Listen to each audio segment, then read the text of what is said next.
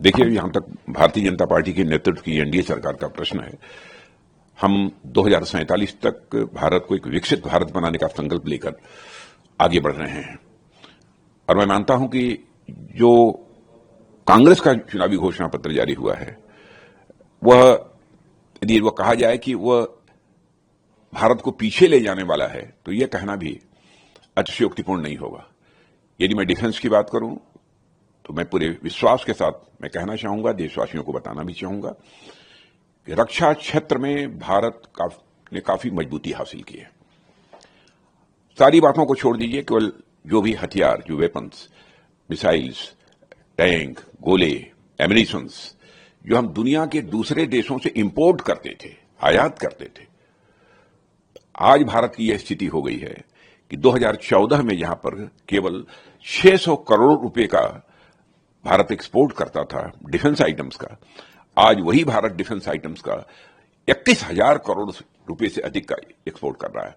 और मैं देशवासियों को यह भी बतलाना चाहता हूं, कुछ ही महीनों में और अधिक जानकारी लोगों को प्राप्त होगी कि हम कितना और एक्सपोर्ट आगे करने वाले हैं।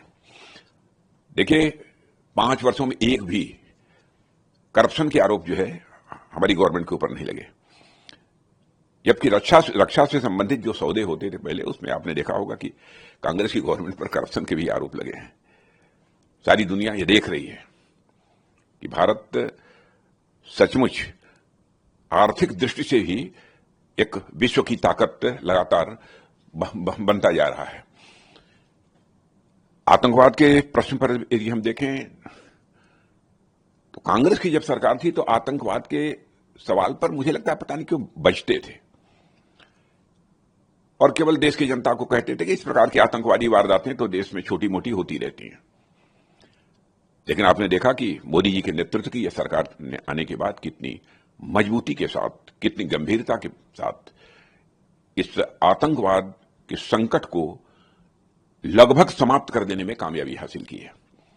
पहले देश के कई राज्यों में इधर उधर की बराबर आतंकवादी घटनाएं होती रहती थी, समाचार पत्रों में खबरें सुनने को मिलती थी, लेकिन आज यदि कश्मीर को छोड़ दीजिए, शायद 1-2 महीने में कोई घटना हो गई तो हो गई, नहीं तो देश में कहीं पर आतंकवादी वारदात नहीं होती है। उसका कारण है पड़ोसी देशों को भी एहसास है कि भारत पहले का भारत नहीं है। यदि भारत के साथ अधिक छेड़छाड़ की गई तो भारत उसका मुंहतोड़ जवाब दे सकता है। सब मिला जुलाकर मुझे कहना हो कि कांग्रेस के घोषणा पत्र के संबंध में तो यह रिग्रेसिव डॉक्यूमेंट है, इसे प्रतिगामी डॉक्यूमेंट कहेंगे। और भारतीय जनता पार्टी बराबर जब घोषणा पत्र जारी करती है तो उसका घोषणा पत्र एक प्रोग्रेसिव डॉक्यूमेंट होता है। दोनों के बीच एक मौलिक अंतर यह है। और मैं कांग्रेस के चुनावी घोषणा पत्र के संबंध में यही कहना चाहूंगा कि दिवालिया हो चुके बैंक के चेक से अधिक यह कुछ नहीं है।